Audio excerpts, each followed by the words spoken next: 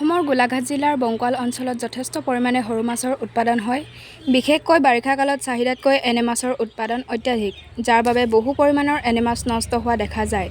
যদি সেই মাছবোৰ শুকাই তাৰ পৰা সংৰক্ষণ কৰিব পৰা খাদ্য সামগ্ৰী প্ৰস্তুত কৰা হয়, তেন্তে অৰ্থনৈতিক উত্তৰণত সহায়ক হ'ব।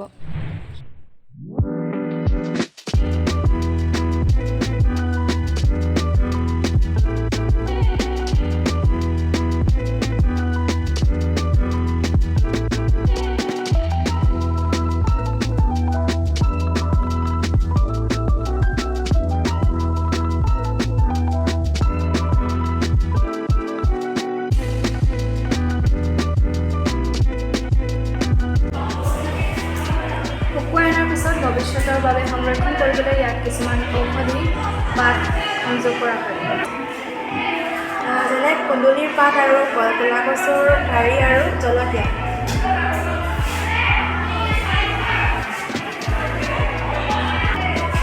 শুকান মাছৰ সৈতে এই প্ৰাকৃতিক উপাদানসমূহ খুন্দি গুড়ি কৰা হয়।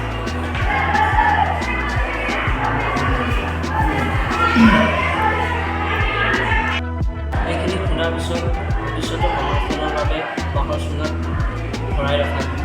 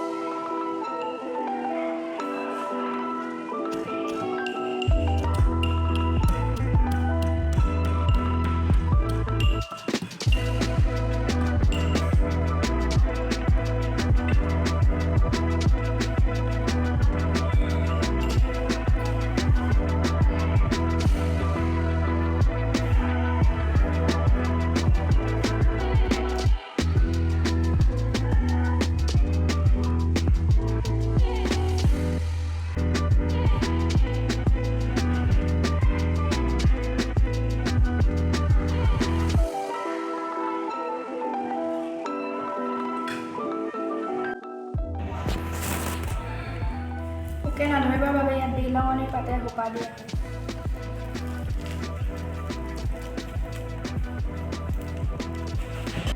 অত্যাধিক উৎপাদিত এনে সৰু মাছৰ শুকাই উৎপাদিত কৰা সামগ্ৰীয়ে নিবনুৱাক অৰ্থনৈতিকভাৱে স্বাৱলম্বী কৰিব পাৰে।